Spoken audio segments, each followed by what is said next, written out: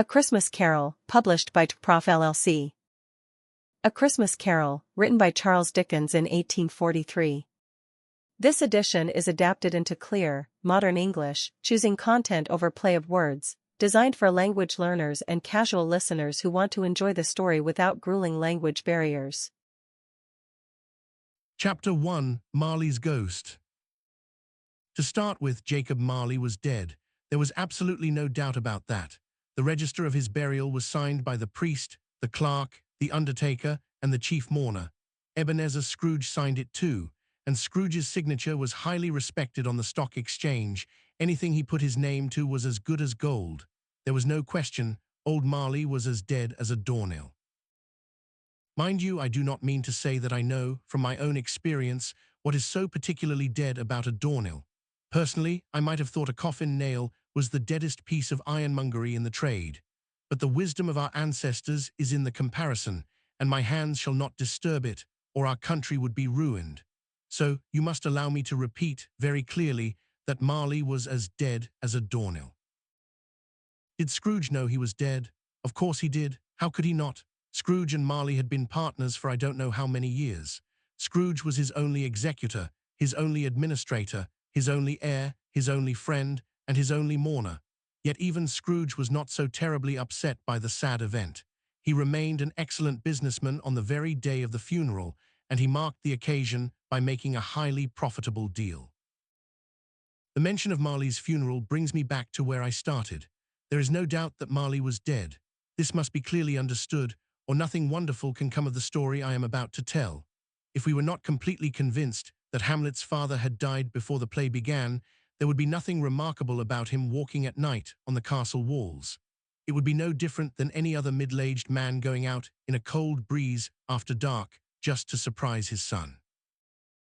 Scrooge never painted over old Marley's name on the sign.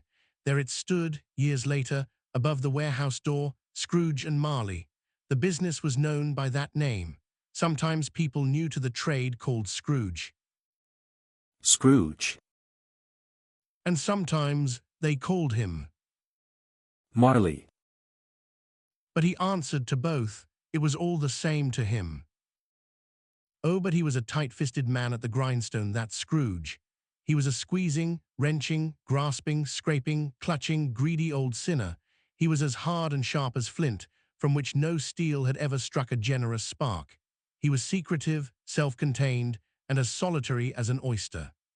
The coldness inside him froze his old features, nipped his pointed nose, shriveled his cheek, stiffened his walk, made his eyes red, turned his thin lips blue, and spoke out sharply in his grating voice.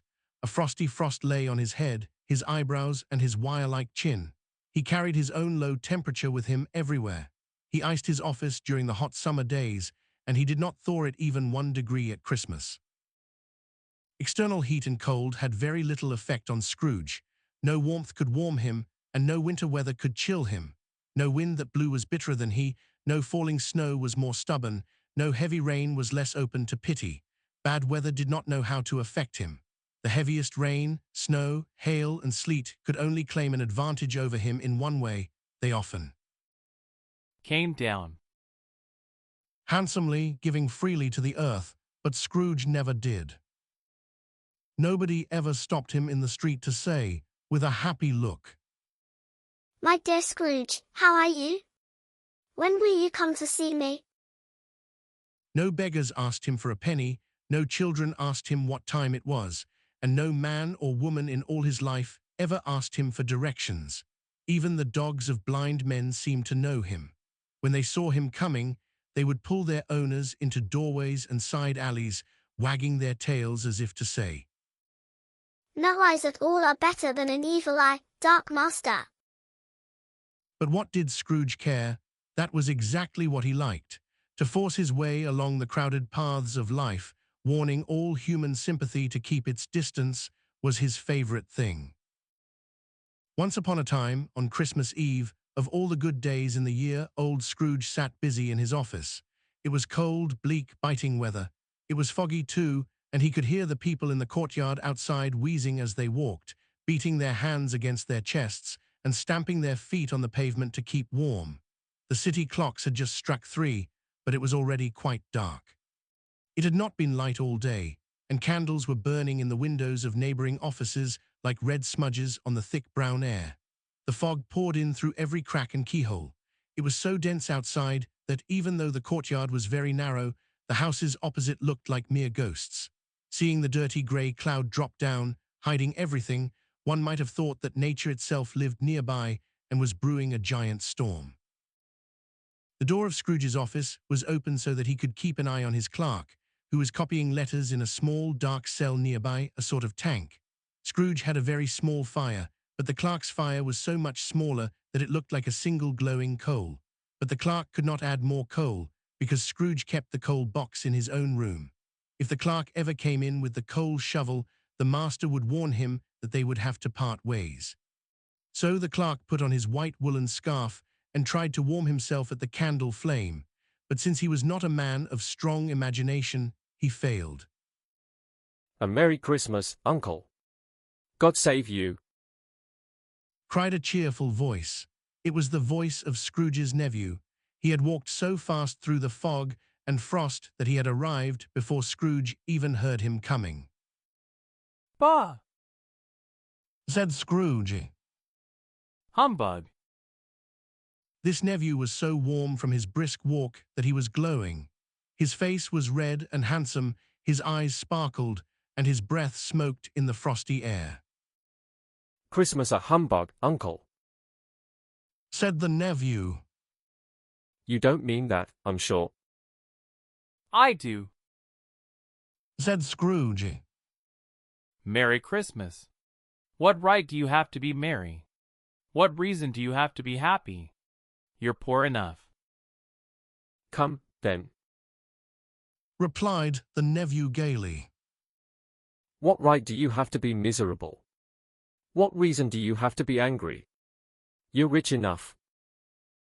Scrooge, having no better answer ready, said Bah! again and followed it up with, Humbug! "Don't be cross, Uncle." said the nephew. What else can I be? Returned the uncle. When I live in such a world of fools as this? Merry Christmas. Out with Merry Christmas. What is Christmas to you but a time for paying bills without money? A time for finding yourself a year older, but not an hour richer? A time for balancing your books and finding every item against you after 12 months? If I had my way, Scrooge said angrily, every idiot who goes around with Merry Christmas on his lips should be boiled with his own Christmas pudding and buried with a stake of holly through his heart. He should. "Uncle." pleaded the nephew. Nephew, Returned the uncle sternly. keep Christmas in your own way, and let me keep it in mine. "Keep it." Repeated Scrooge's nephew. "But you don't keep it." Let me leave it alone then. Said Scrooge. Much good may it do you. Much good it has ever done you. "There are many things from which I might have derived good, by which I have not profited, I dare say." Returned the nephew. "Christmas among the rest. But I am sure I have always thought of Christmas time, when it comes around, as a good time. It is a kind, forgiving, charitable, pleasant time. It is the only time I know of, in the long calendar of the year, when men and women seem to open their closed hearts freely, and to think of people below them as if they really were fellow travelers to the grave, and not another race of creatures bound on other journeys. And therefore, Uncle, though it has never put a scrap of gold or silver in my pocket, I believe that it has done me good, and will do me good, and I say, God bless it." The clerk in his little cell automatically clapped his hands. Realizing immediately how inappropriate this was, he poked the fire and accidentally extinguished the last tiny spark forever. "Let me hear another sound from you."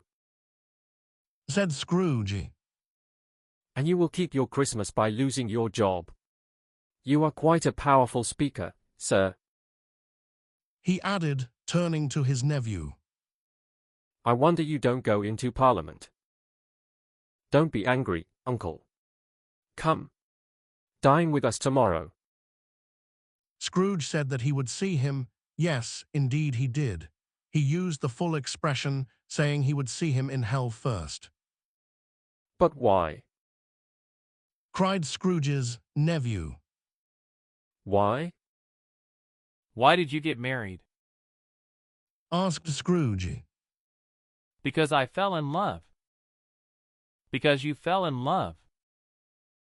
Growled Scrooge, as if that were the only thing in the world more ridiculous than a Merry Christmas. Good afternoon. But Uncle, you never came to see me before that happened. Why use that as an excuse for not coming now? Good afternoon. Said Scrooge. I want nothing from you. I ask nothing of you. Why can't we be friends? Good afternoon. Said Scrooge. I am sorry, with all my heart, to find you so stubborn.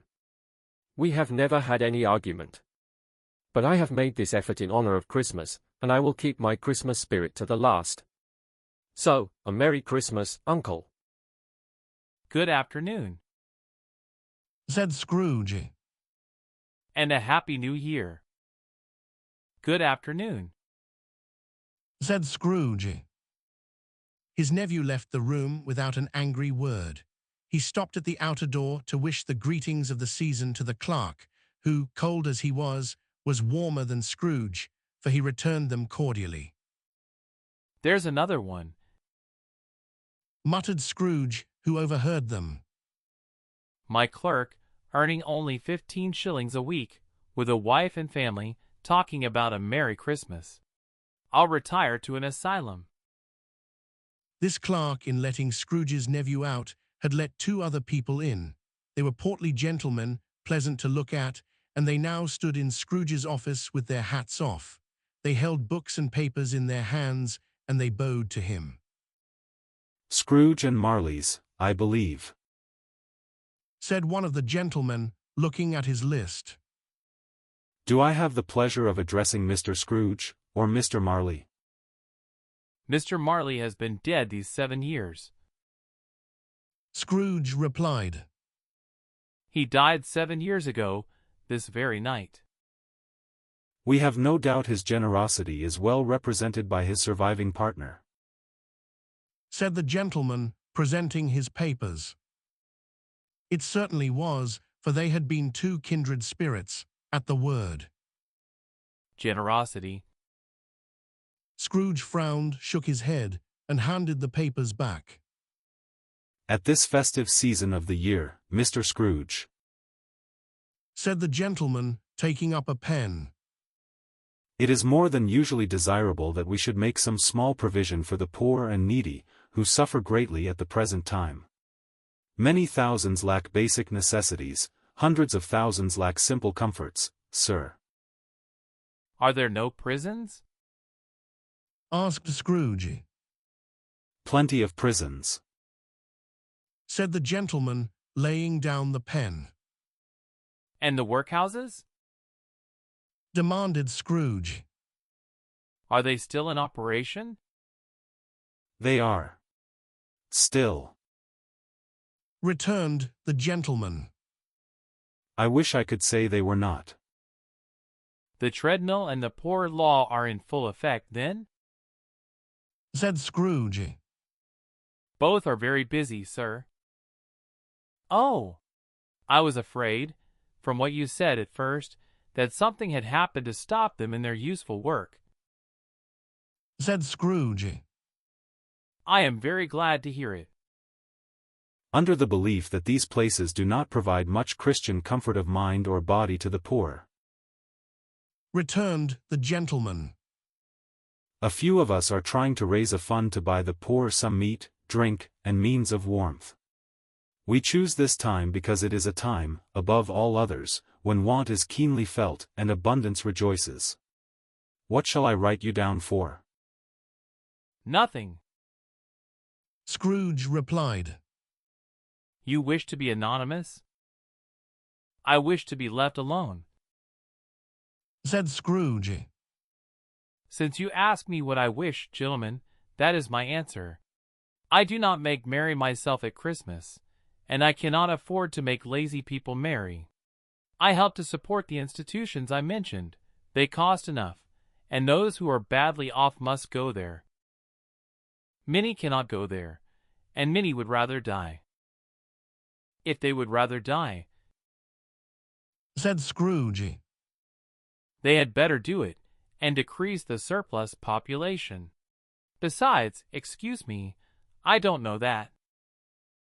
But you might know it, observed the gentleman. It is not my business. Scrooge returned. It is enough for a man to understand his own business, and not to interfere with other people's. Mine occupies me constantly. Good afternoon, gentlemen. Seeing clearly that it was useless to argue, the gentleman withdrew. Scrooge resumed his work, feeling highly pleased with himself and in a more cheerful mood than was usual for him. Meanwhile, the fog and darkness thickened. People ran about with torches, offering to walk before horses and carriages to guide them. The old church tower, whose ancient bell always looked down at Scrooge from its Gothic window, became invisible in the clouds. It struck the hours and quarters with shaky vibrations, as if its teeth were chattering in its frozen head. The cold became intense. In the main street, some workers repairing the gas pipes had lit a great fire in a brazier. A crowd of ragged men and boys stood around it, warming their hands and eyes in delight. The water pipe, left alone, froze solid. The bright shops, decorated with holly and berries, made the pale faces of passers-by look colorful. The Lord Mayor in his mansion ordered his 50 cooks and butler to keep Christmas as it should be kept. Even the little tailor, who had been fined on Monday for being drunk, was stirring his Christmas pudding, while his lean wife and baby went out to buy the beef. It grew foggier and colder, a piercing, biting cold. A young boy, whose nose was gnawed by the hungry cold, stopped at Scrooge's keyhole to sing a Christmas carol. God bless you, merry gentlemen. May nothing you dismay.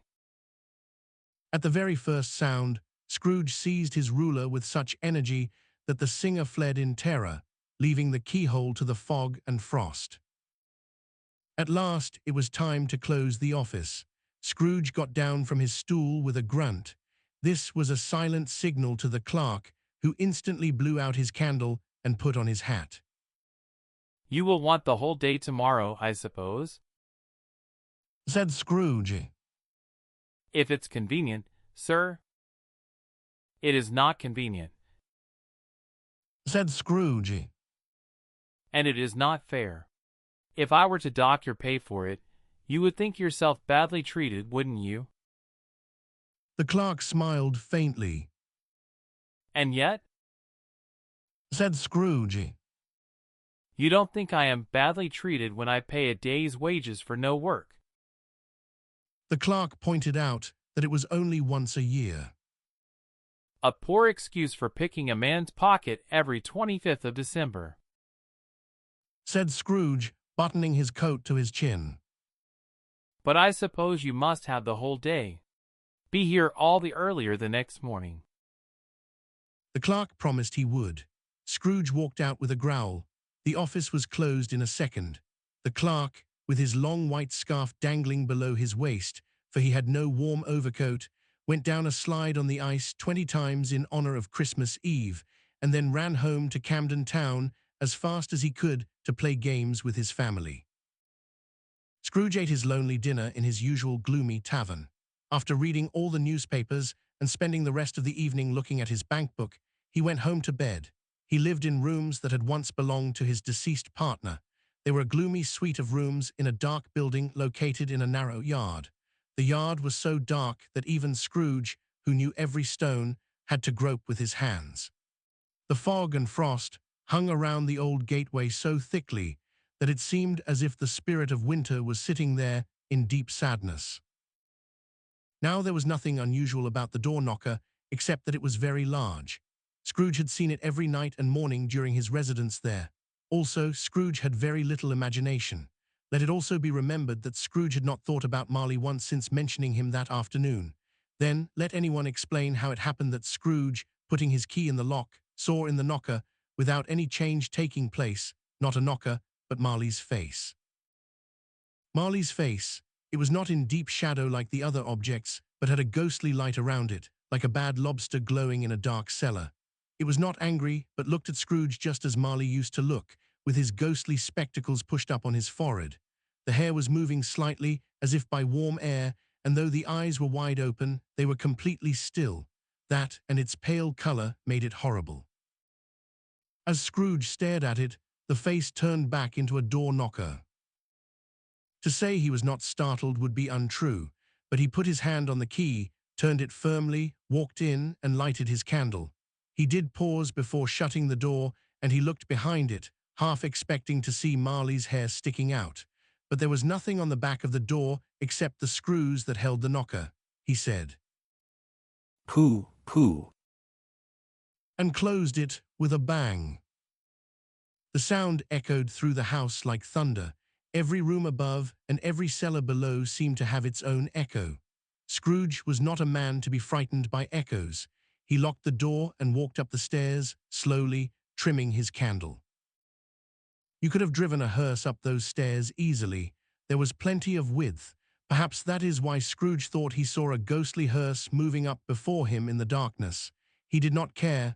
Darkness is cheap, and Scrooge liked it. Before shutting his heavy door, he walked through his rooms to see that all was right. Sitting room, bedroom, storage room, all were as they should be. Nobody was under the table or the sofa.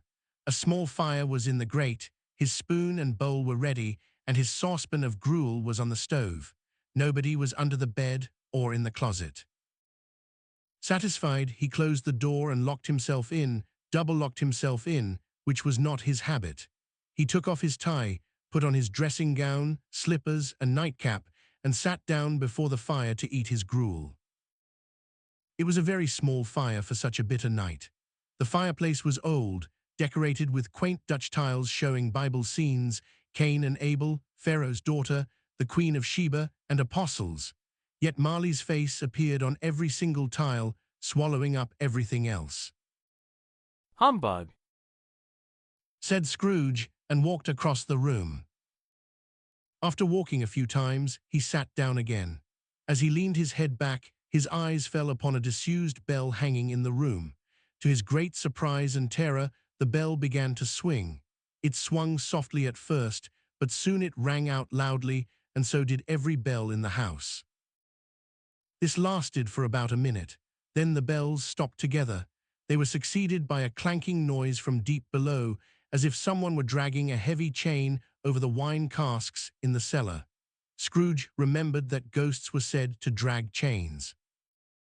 The cellar door flew open with a boom, and the noise came louder up the stairs, straight toward his door. "It's humbug. Said Scrooge. I won't believe it." His face grew pale, though, when the ghost came right through the heavy door and entered the room before his eyes. The dying flame in the fireplace leaped up as if to cry, "I know him. Marley's ghost." and then fell back. It was the same face, the very same, Marley with his hair in a ponytail, his usual vest, trousers, and boots. A long chain was wound around his waist like a tail. It was made of cash boxes, keys, padlocks, account books, deeds, and heavy steel purses. His body was transparent. Scrooge could see the 2 buttons on the back of his coat right through his vest. Scrooge did not want to believe his eyes. He felt the coldness of the ghost's eyes, but he still fought his senses. "What do you want with me?" Said Scrooge, cold as ever. "Much," Said the ghost. There was no doubt it was Marley's voice. "Who are you?" "Ask me who I was." "Who were you then?" Asked Scrooge. "In life, I was your partner, Jacob Marley." "Can you sit down?" Asked Scrooge. "I can." "Do it then." The ghost sat down on the opposite side of the fireplace. "You don't believe in me," said the ghost. I don't. Said Scrooge. Why do you doubt your senses? Because a little thing affects them. Said Scrooge. A bad stomach makes them liars. You might be an undigested piece of beef, a bit of mustard, a crumb of cheese, or a piece of undercooked potato. There is more gravy than grave about you, whatever you are. Scrooge cracked this joke to keep down his terror, for the ghost's voice shook him to the bone. To sit staring at those silent, dead eyes was terrifying. Also, the ghost seemed to exist in a hot, baking atmosphere of its own, like an oven, though Scrooge could not feel the heat. You see this toothpick? Said Scrooge, trying to distract the ghost's gaze. I do. Said the ghost. You're not looking at it. But I see it anyway. Said the ghost. Well, Said Scrooge. I only have to swallow this, and I will be haunted by monsters of my own creation for the rest of my days. Humbug, I tell you. At this, the spirit let out a terrible cry and shook its chain with such a frightening noise that Scrooge held onto his chair to keep from fainting. But he was even more horrified when the ghost took off the bandage around its head, and its lower jaw dropped down onto its chest. Scrooge fell to his knees, covering his face. Mercy! He cried. Why do you trouble me? Do you believe in me or not? Asked the ghost. I do. Said Scrooge. I must. But why do spirits walk the earth, and why do they come to me? It is required of every person The ghost returned. that the spirit within them should walk among their fellow humans and travel far and wide. If that spirit does not go out in life, it is condemned to do so after death. It must wander the world, oh, woe is me, and watch the happiness it can no longer share. Again the ghost cried out and shook its chain. You are chained. Said Scrooge, trembling. Tell me why. I wear the chain I made in life. Replied the ghost. I made it link by link, yard by yard, of my own free will. Is its pattern strange to you? Scrooge trembled more and more. Or would you know? Said the ghost. The weight and length of the chain you carry yourself. It was just as heavy and long as this 7 years ago. You have worked on it since. It is a massive chain. Scrooge looked around on the floor, expecting to see a long iron chain, but saw nothing. Jacob. He begged. Old Jacob Marley, tell me more. Speak comfort to me, Jacob. I have no comfort to give. The ghost replied. That comes from other places, Ebenezer Scrooge, and is brought by other messengers. I cannot rest, I cannot stay, I cannot linger anywhere. My spirit never traveled beyond our office in life. My mind never went beyond our money-changing hole. Now, long and weary journeys lie before me. Scrooge put his hands in his pockets, thinking. You must have been very slow about it, Jacob. He said in a businesslike but humble voice. Slow. Repeated the ghost. 7 years dead. Mused Scrooge. And traveling all the time? The whole time. Said the ghost. No rest, no peace. Only constant regret. Do you travel fast? On the wings of the wind. Replied the ghost. You must have covered a lot of ground in 7 years. Said Scrooge. The ghost let out another cry and clanked its chains so loudly that it would have woken the neighborhood. Oh. Captive in chains. cried the ghost. Not to know that a lifetime of good work is too short to do all the good on this earth. Not to know that no regret can make up for a lost opportunity in life. Yet that was me. Oh, that was me. But you were always a good man of business, Jacob, said Scrooge, beginning to worry about himself. Business. Cried the ghost, wringing its hands. Mankind was my business. The common welfare was my business. Charity, mercy, patience, and kindness were all my business. My trade was just a drop of water in the ocean of my true business. It held up its chain, then threw it heavily onto the floor. At this time of year, I suffer most. The ghost said. Why did I walk through crowds of people with my eyes down, never looking up to the star that led the wise men to the poor stable? Were there no poor homes to which its light could have guided me? Scrooge was terrified to hear the ghost speak this way. Hear me, cried the ghost. My time is almost up. I will, said Scrooge. but don't be hard on me, Jacob. How I appear to you in a shape you can see, I cannot tell. I have sat invisible beside you for many days. Scrooge shivered and wiped sweat from his forehead. That is a painful part of my punishment, said the ghost. I am here tonight to warn you that you still have a chance and hope of escaping my fate. A chance I have obtained for you, Ebenezer. You were always a good friend. Said Scrooge. Thank you. You will be visited.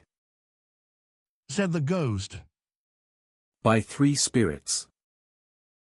Scrooge's face fell. Is that the chance you mentioned, Jacob? He asked in a shaking voice. It is. I think I'd rather not.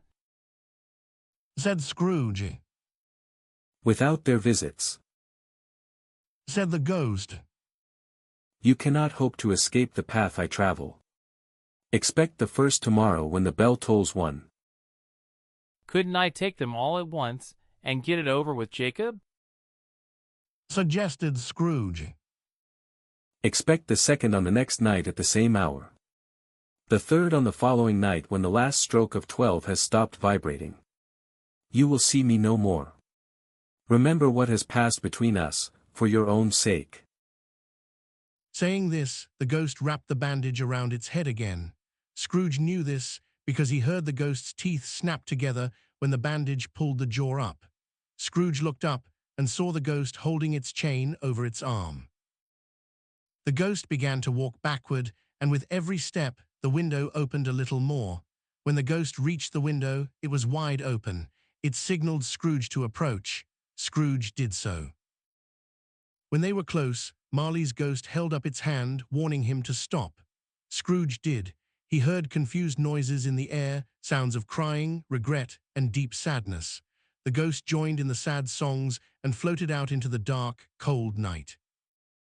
Scrooge looked out the window. The air was filled with ghosts, all wearing chains like Marley's. Many were people Scrooge had known in life.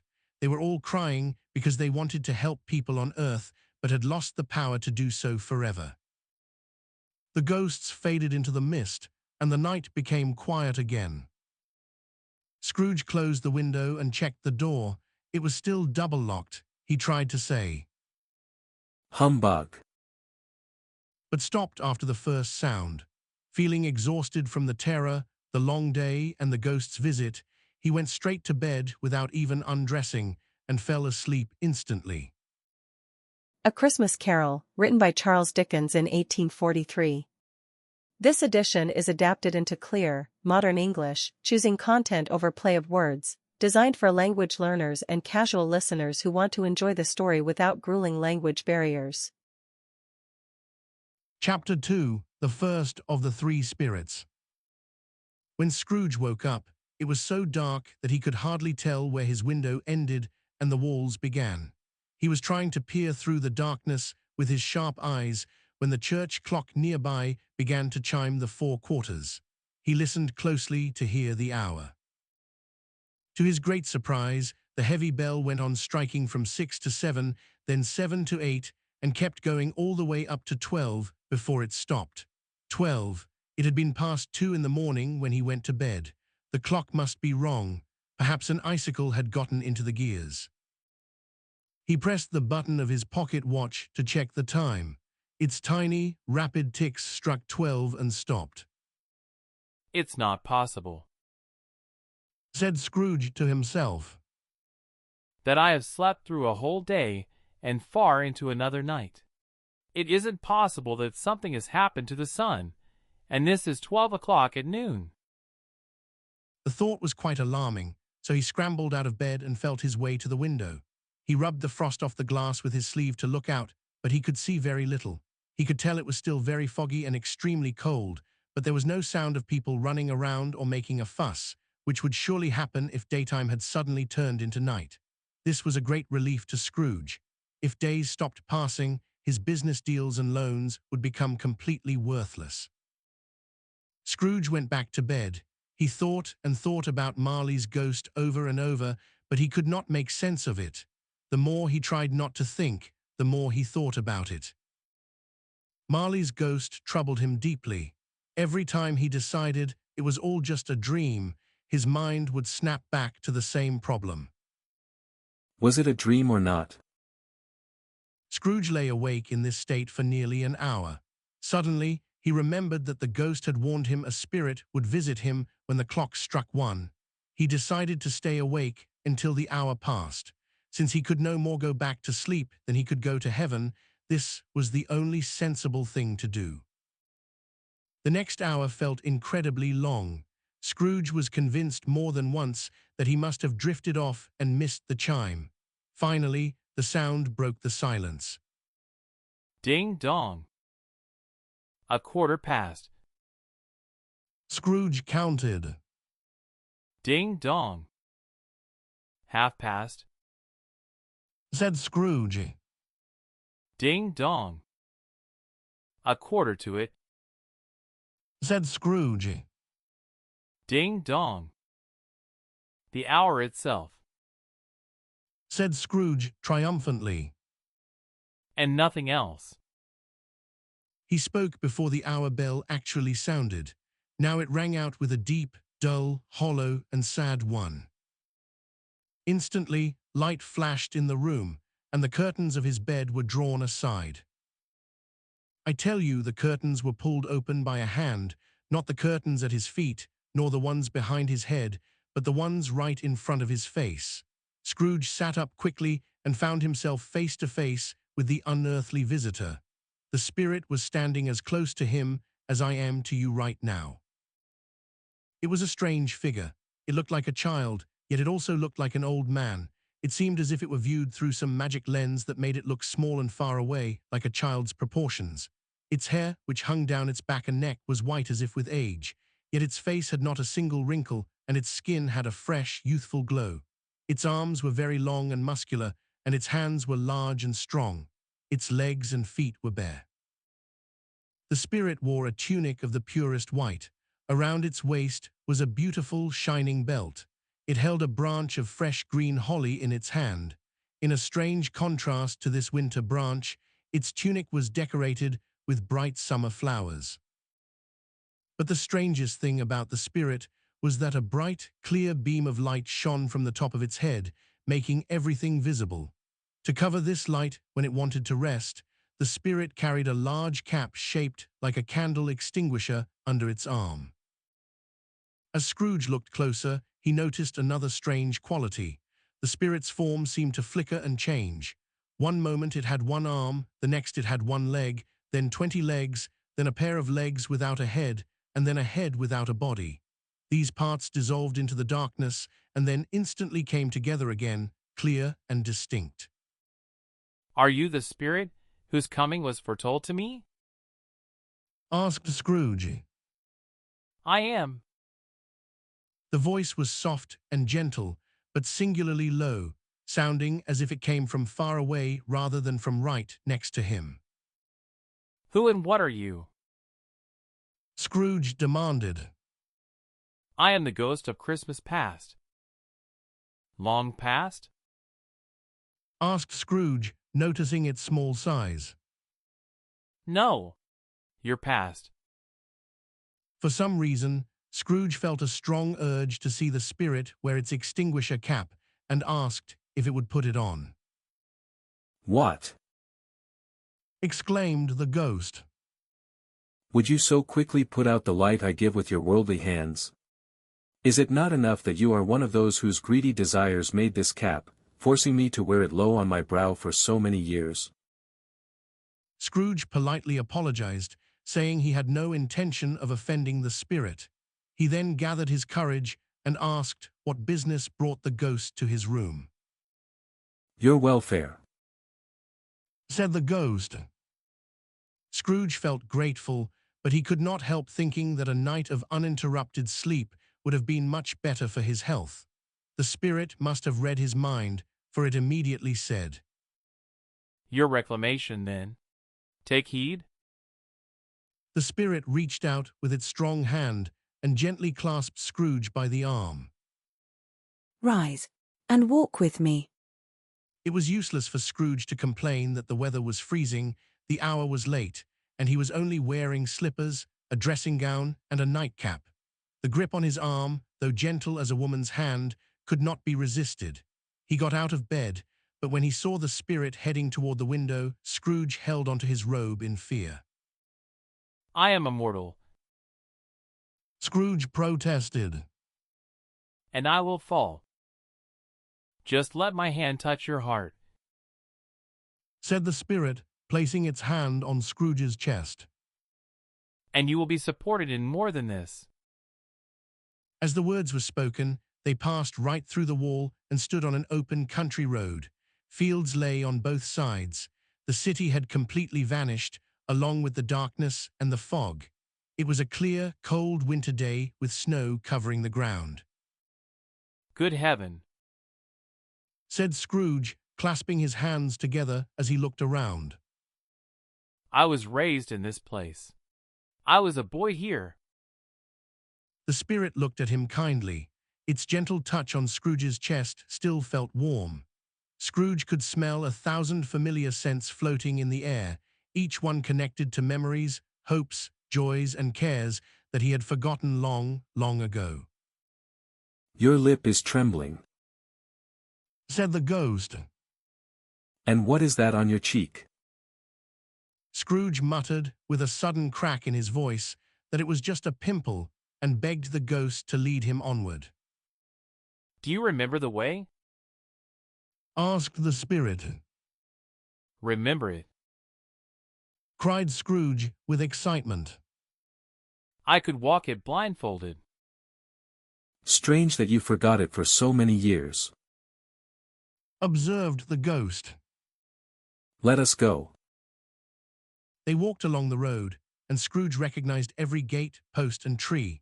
Soon, a small market town appeared in the distance, with its bridge, its church, and its winding river.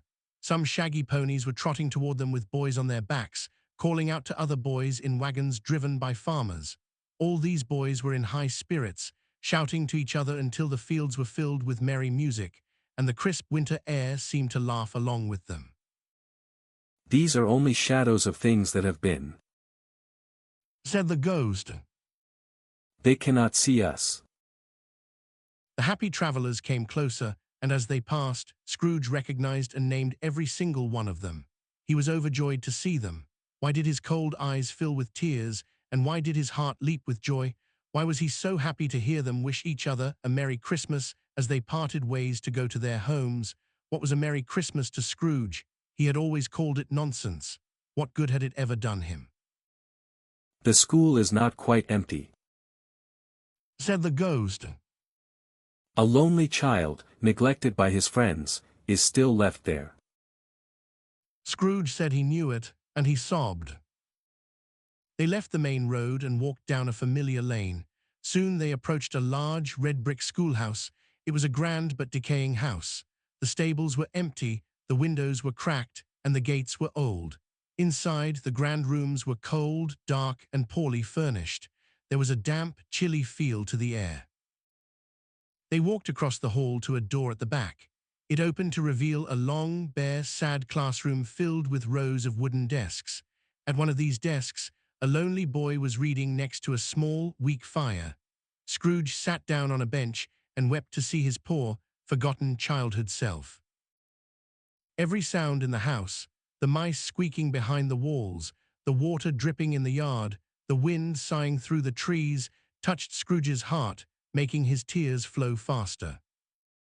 The spirit touched his arm and pointed to the young boy reading. Suddenly, a man in colorful foreign clothes, looking incredibly real, stood outside the window. He had an axe in his belt and led a donkey loaded with wood. Why, it's Ali Baba. Scrooge cried out in joy. It's dear old honest Ali Baba. Yes, I know. One Christmas, when that lonely child was left here all alone, Ali Baba came to visit him just like that. Poor boy. And look, there goes Valentine and his wild brother, Orson. And there is the Sultan's groom turned upside down on his head by the genie. Serve him right. I'm glad of it. What business did he have marrying the princess? Hearing Scrooge speak with such excitement, his voice mixing laughter and tears, would have been a massive surprise to his business partners in the city. And there's the parrot. Cried Scrooge. Green body and yellow tail, with lettuce growing on his head. There he is. Poor Robin Crusoe, the parrot called him when he came home from sailing around the island. Poor Robin Crusoe, where have you been? The man thought he was dreaming, but it was just the parrot. And there goes Friday, running for his life. Then, suddenly changing his tone, Scrooge felt deep pity for his younger self. Poor boy. He said and cried again. I wish. Scrooge muttered, putting his hand in his pocket and drying his eyes with his sleeve. But it's too late now. What's the matter? Asked the spirit. Nothing. Said Scrooge. Nothing. There was a boy singing a Christmas carol at my door last night. I wish I had given him something. That's all. The ghost smiled thoughtfully and waved its hand. Let us see another Christmas. At these words, Scrooge's younger self grew older and the room became darker and dirtier. The walls cracked and plaster fell from the ceiling. Scrooge did not know how it happened, but he knew it was accurate. He saw himself again, older, but still left behind, alone while all the other boys had gone home for the holidays. He was not reading now, but walking up and down the room in despair. Scrooge looked at the ghost and shook his head sadly, then looked anxiously at the door. The door opened, and a little girl, much younger than the boy, came running in. She threw her arms around his neck, kissed him, and called him her. Dear brother. I have come to bring you home, dear brother, said the child, clapping her hands and laughing. To bring you home, home, home. Home, little fan. Asked the boy. Yes. Said the girl happily. Home for good. Home forever and ever. Father is so much kinder than he used to be, and our home is like heaven now. One night, he spoke to me so gently before bed that I wasn't afraid to ask him one more time if you could come home. He said yes, you should, and he sent me in a carriage to fetch you. And you are going to be a man. Said the child, opening her eyes wide. You will never have to come back here. But first, we are going to spend the whole Christmas together and have the merriest time in the world. You are quite a woman, little fan. Exclaimed the boy. She clapped her hands and laughed, trying to touch his head, but she was too short. She stood on tiptoe to hug him, then eagerly began to drag him toward the door. The boy was more than happy to go with her. In the hallway, a loud voice boomed. Bring down young Scrooge's trunk. The schoolmaster appeared, glaring at Scrooge with a fake smile. He shook hands with Scrooge, which made the boy very nervous. He took the children into his parlor, which was freezing cold. He gave them some light wine and a slice of heavy cake. Meanwhile, their trunk was tied to the top of the carriage. The children said goodbye to the schoolmaster happily, got into the carriage, and drove away. The wheels kicked up snow and frost as they sped down the path. She was always a delicate creature, and a breath could have withered her. Said the ghost. But she had a large heart. So she did. Cried Scrooge. You're right, Spirit. I won't deny it. God forbid. She died as a woman. Said the ghost. And she had children, I believe. One child. Scrooge replied. True. Said the ghost. Your nephew. Scrooge felt uneasy and answered briefly. Yes. Although they had just left the school, they suddenly found themselves in the busy streets of a city. Shadowy people, carts, and carriages hurried past. The decorated shops showed that it was Christmas time here too. It was evening, and the streets were lit up. The ghost stopped at a warehouse door and asked Scrooge if he recognized it. Recognize it. Said Scrooge. I was an apprentice here. They went inside. They saw an elderly gentleman wearing a wig, sitting behind a very high desk. If he had been 2 inches taller, he would have hit his head on the ceiling. Scrooge cried out in great excitement. Why, it's old Fezziwig. Bless his heart. It's Fezziwig alive again.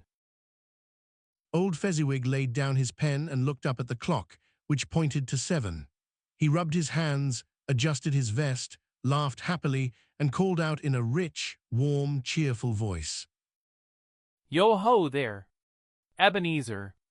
Dick. Scrooge's younger self, now a young man, came in quickly with his fellow apprentice. Dick Wilkins, of course. Scrooge said to the ghost. Bless me, yes, that's him. He was very close to me, Dick was. Poor Dick. Dear, dear. Yo-ho, my boys. Said Fezziwig. No more work tonight. It's Christmas Eve, Dick. Christmas, Ebenezer. Let's put the shutters up. Cried old Fezziwig, clapping his hands. Before a man can say Jack Robinson. You wouldn't believe how fast the 2 young men worked. They ran out into the street with the shutters, put them in place, locked them, and were back inside in a flash, panting like racehorses. Hilly-ho. Cried old Fezziwig, skipping down from his high desk with surprising speed. Clear the floor, boys. Let's make lots of room. Hilly-ho, Dick. Cheer up, Ebenezer. Clear the floor. There was nothing they wouldn't have cleared away with Fezziwig watching. In a minute, all the furniture was packed away, the floor was swept and watered, the lamps were lit, and more coal was thrown on the fire. The warehouse was transformed into a warm, dry, and bright ballroom. In came a fiddler with a music book, who sat at the high desk and tuned his fiddle. In came Mrs. Fezziwig, wearing a huge, warm smile. In came the 3 Miss Fezziwigs, beaming and lovely. In came the young men who were in love with them. In came all the young men and women who worked in the business. In came the housemaid with her cousin the baker, and the cook with the milkman. In they all came, some shyly, some boldly, some gracefully, and some awkwardly. They began to dance. 20 couples danced together, turning, skipping, and laughing. Old Fezziwig clapped his hands to stop the music, crying. Well done. The fiddler took a quick drink and started playing again with even more energy. There were more dances, games, cake, hot drinks, cold roast beef, cold boiled beef, mince pies, and plenty of beer. But the highlight of the evening came when the fiddler played. Sir Roger de Coverley. Old Fezziwig stood up to dance with Mrs. Fezziwig. They were the top couple, leading more than 20 pairs of dancers who were ready to dance with all their might. If there had been twice as many dancers, old Fezziwig and his wife would have been a match for them. Mrs. Fezziwig was a perfect partner in every way. Fezziwig danced so actively that his legs seemed to shine like moons. When they finished, Fezziwig did a clever dance step, jumping high and landing perfectly on his feet without stumbling. When the clock struck 11, the party ended. Mr. and Mrs. Fezziwig stood on either side of the door, shaking hands with everyone as they left, wishing them a Merry Christmas. When everyone had gone except the two apprentices, they wished them a Merry Christmas too. The cheerful voices died away, and the boys went to sleep under the counter in the shop. During the entire scene, Scrooge had acted like a man who had lost his mind. His heart and soul were in the memory. He remembered and enjoyed everything. It was only now, when the young apprentice versions of himself and Dick disappeared, that he remembered the ghost. The ghost was staring at him, and the light on its head shone brightly. It is a small thing, said the ghost, to make these silly people so full of gratitude. He spent only a few pounds of your money. 3 or 4, perhaps. Does he deserve so much praise for that? It isn't that, Spirit, said Scrooge, speaking with the voice of his younger self. It isn't that. He has the power to make us happy or unhappy, to make our work easy or hard, a pleasure or a chore. Even if his power is only in his words and looks, in things so small that you cannot count them, the happiness he gives is as great as if it cost a fortune. Scrooge felt the spirit's gaze and suddenly stopped speaking. What is the matter? Asked the ghost. Nothing in particular, said Scrooge. Something, I think. The ghost insisted. No, said Scrooge. no. I would just like to be able to say a word or two to my clerk right now. That's all. As Scrooge spoke, the scene faded. Scrooge and the ghost stood side by side in the open air once more. My time is growing short.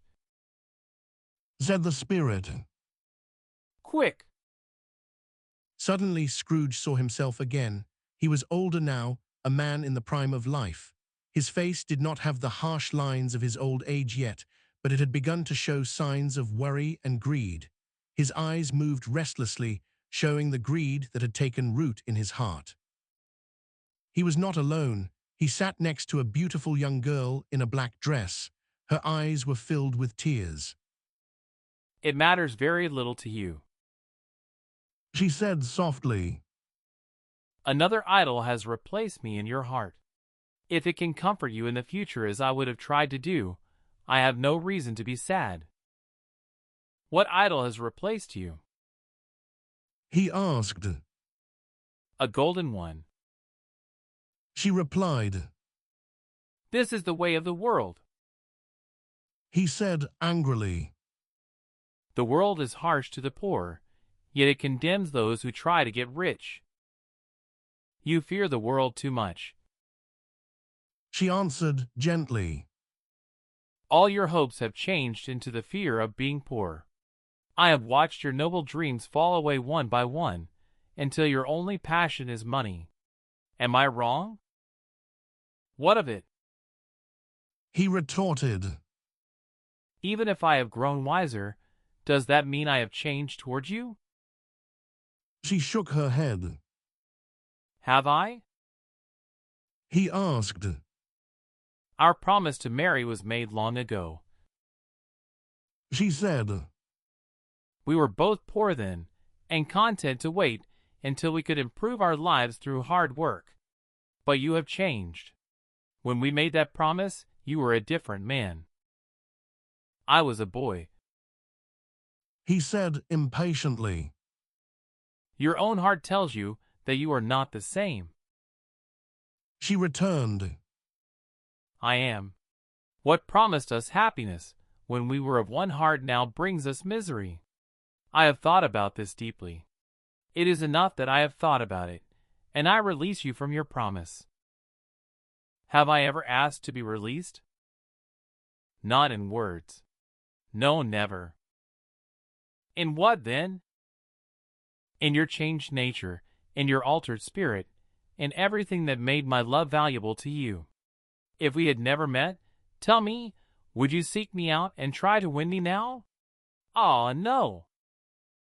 Scrooge seemed to know she was right, but he struggled to say, You think so? I would gladly think otherwise if I could. She answered, But if you were free today, would you choose a poor girl with no money? You, who weigh everything by profit. And even if you did, do I not know that you would regret it later? I do, and so I release you. I do it with a full heart, for the love of the man you used to be. He was about to speak, but she continued, You may feel pain in this for a short time, but soon you will forget it as an unprofitable dream, and you will be glad you woke up. May you be happy in the life you have chosen. She left him, and they parted. Spirit, Cried Scrooge. show me no more. Take me home. Why do you torture me? One more shadow. Said the ghost. No more. Cried Scrooge. No more. I don't want to see it. But the ghost held him firmly and forced him to watch. They were in a different room. It was not very large, but it was cozy and comfortable. Next to a warm fire sat a beautiful young girl, so like Belle that Scrooge thought it was her, until he saw Belle herself, now a happy mother, sitting opposite her daughter. The room was filled with children. There were more children than Scrooge could count, and they were playing loudly, laughing, and making a happy noise. No one seemed to mind the noise. Instead, the mother and daughter laughed along with them. Suddenly, there was a knock at the door. The children rushed to it just in time to greet the father, who came home carrying arms full of Christmas toys and presents. The children yelled with joy, climbing on him, searching his pockets, and hugging him. The room was filled with laughter and excitement as the presents were opened. Eventually, the children went upstairs to bed, and the house grew quiet. Scrooge watched closely as the father sat down by the fire with his daughter leaning on him and Belle next to him. Scrooge thought that a beautiful daughter like that might have called him father and been a source of joy in his cold life. His eyes grew dim with tears. Belle, Said the husband to his wife with a smile. I saw an old friend of yours this afternoon. Who was it? Guess. Mr. Scrooge? She guessed, laughing. Yes, Mr. Scrooge. I passed his office window. It wasn't shut, and he had a candle inside, so I could see him. His partner Marley is dying, I hear, and Scrooge sat there all alone. Quite alone in the world, I believe.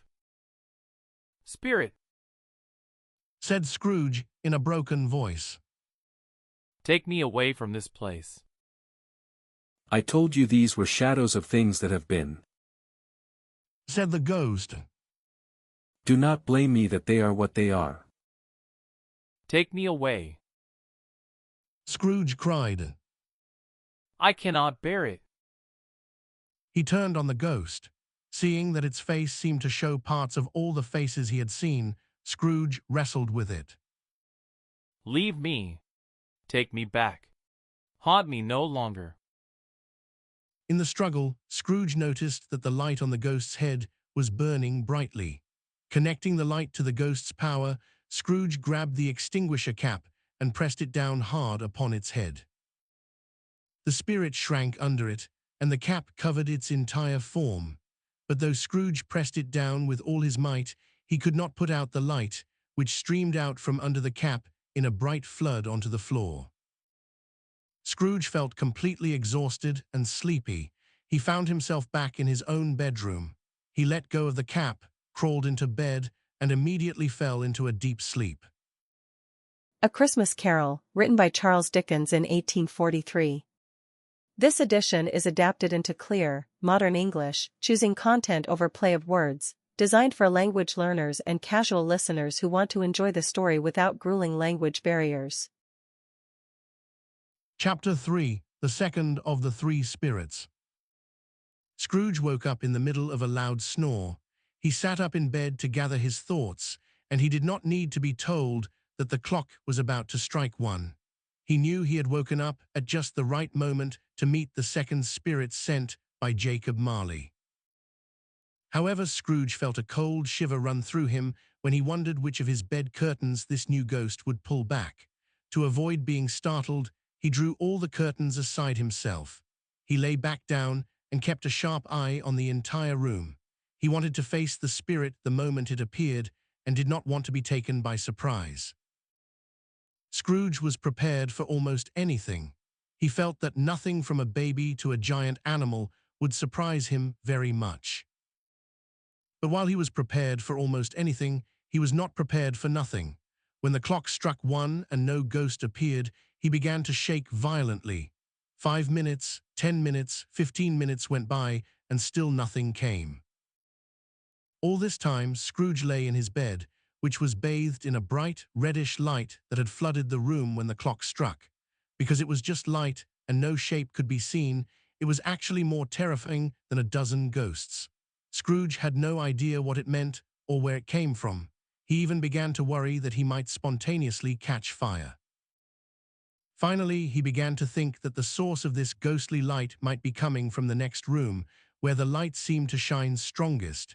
He got up quietly, put on his slippers, and shuffled to the door.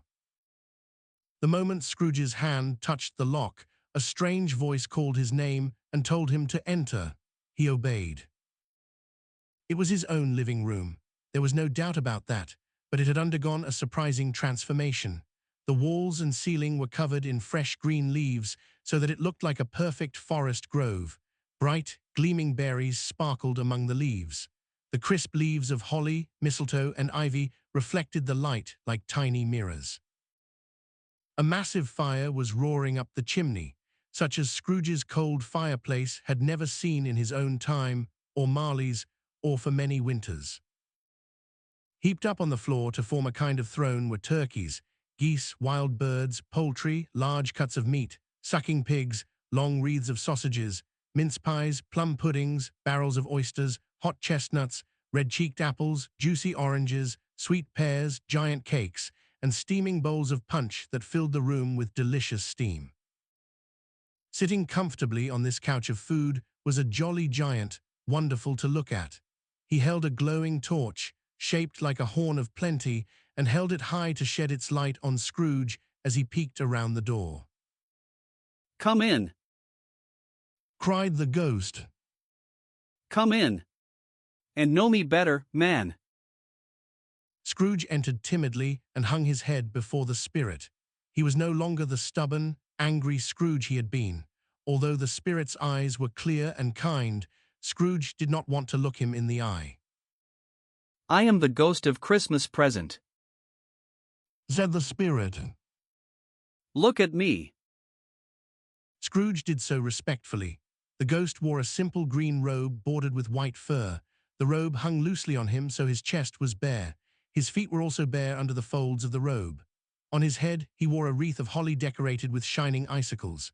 His dark brown curls were long and free, matching his friendly face, his sparkling eyes, his open hand, his cheery voice, and his joyful air.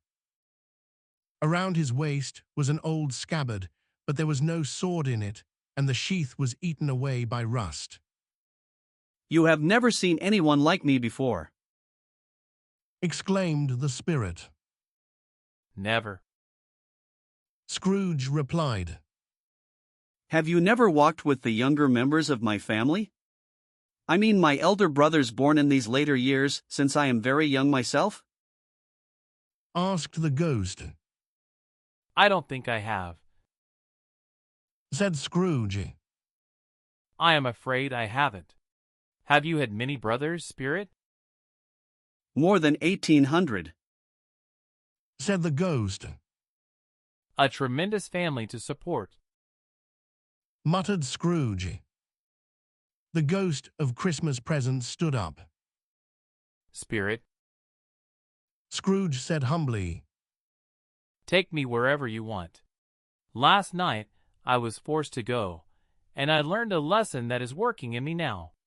Tonight, if you have something to teach me, let me learn from it.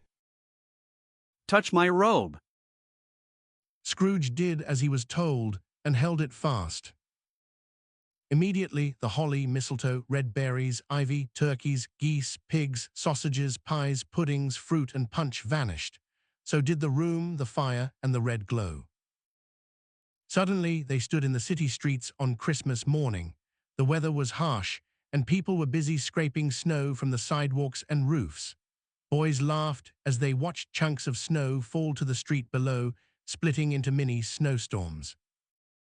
The fronts of the houses looked dark, but the roofs were covered in smooth white snow. The streets were messy with yellow mud and icy water from the heavy carriage wheels. The sky was gloomy, and a dark mist hung over the city.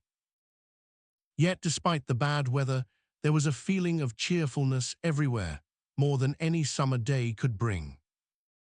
The people shoveling snow on the roofs were full of joy. They called out to each other and occasionally threw snowballs, laughing whether they hit their target or missed. The food shops were still open. The fruit shops were beautiful, filled with baskets of chestnuts, Spanish onions, apples, pears, and grapes hanging from hooks to make people's mouths water as they passed. Gold and silver fish in bowls swam around in excitement. The grocers' shops were bustling. Scales clicked, paper rustled, and canisters rattled.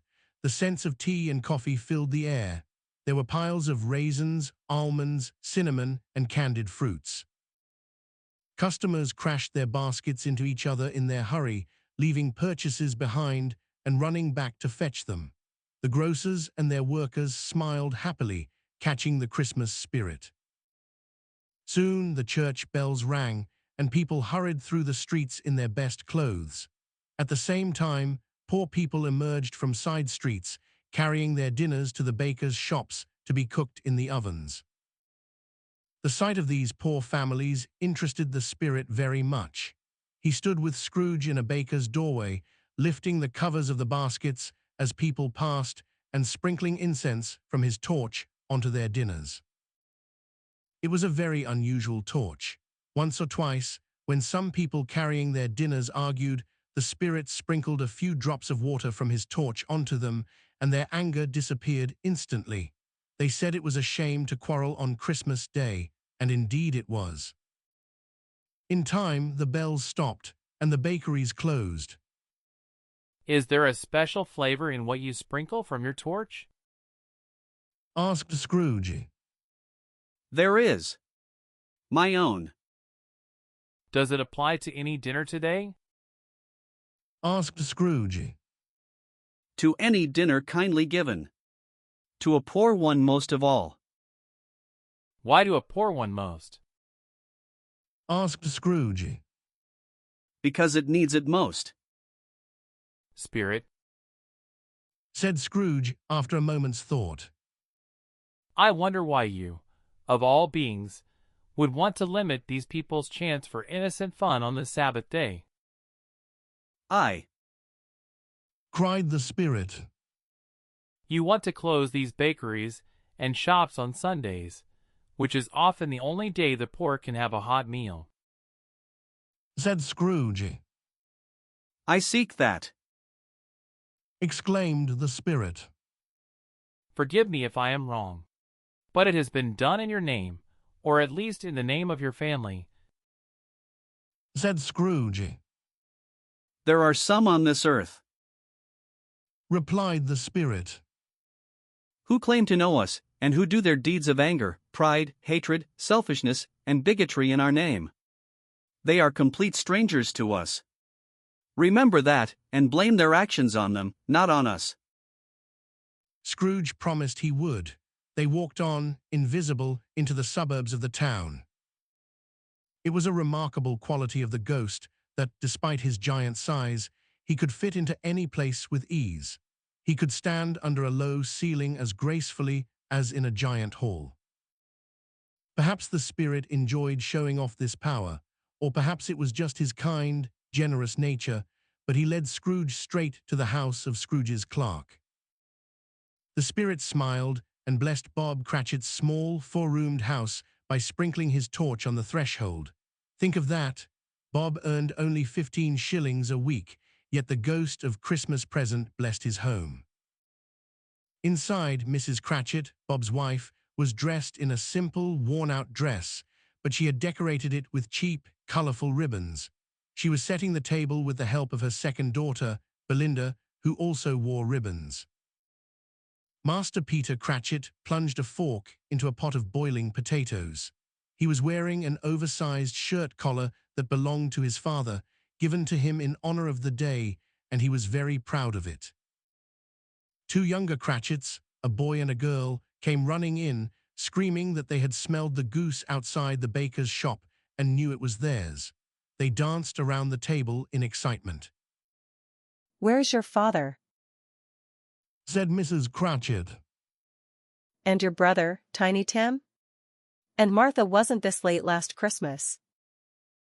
"Here's Martha, Mother," said a young woman, entering the room. "Hurrah! There's such a goose, Martha!" cried the two young Cratchits. Mrs. Cratchit kissed Martha a dozen times and helped her take off her shawl and hat. "We had so much work to finish last night, and had to clean up this morning, Mother," explained Martha, who worked as an apprentice for a hatmaker. "Well, never mind, as long as you are here," said Mrs. Cratchit. "Sit down by the fire and warm yourself, dear." No, no. Father is coming, cried the two young Cratchits, who were everywhere at once. Hide, Martha, hide. So Martha hid behind the closet door. In came little Bob, the father, with a long white scarf hanging down in front of him. His threadbare clothes were brushed and mended to look nice for the holiday. Tiny Tim was sitting on his shoulder. Poor Tiny Tim, he carried a small wooden crutch, and his legs were supported by iron braces. "Why, where is our Martha?" cried Bob Cratchit, looking around. "She's not coming," said Mrs. Cratchit. "Not coming," said Bob, his cheerful mood suddenly dropping. He had been Tim's horse all the way from church, running happily. "Not coming on Christmas Day." Martha did not like to see her father disappointed, even as a joke. She came out from behind the door and ran into his arms. The two young Cratchits took Tiny Tim to the wash-house to hear the Christmas pudding singing in the copper pot. "And how did little Tim behave in church?" asked Mrs. Cratchit, after Bob had hugged his daughter. "As good as gold and better," said Bob. "He gets very thoughtful sitting by himself so much. He told me, coming home, that he hoped the people in church saw him because he was crippled. He thought it might be pleasant for them to remember on Christmas Day who made lame beggars walk and blind men see." Bob's voice shook as he spoke, and it trembled even more when he said that Tiny Tim was growing strong and healthy. Soon, Tiny Tim's little crutch was heard on the floor, and he came back to his stool by the fire. Bob turned up his cuffs and mixed a hot drink in a jug with gin and lemons, putting it on the stove to simmer.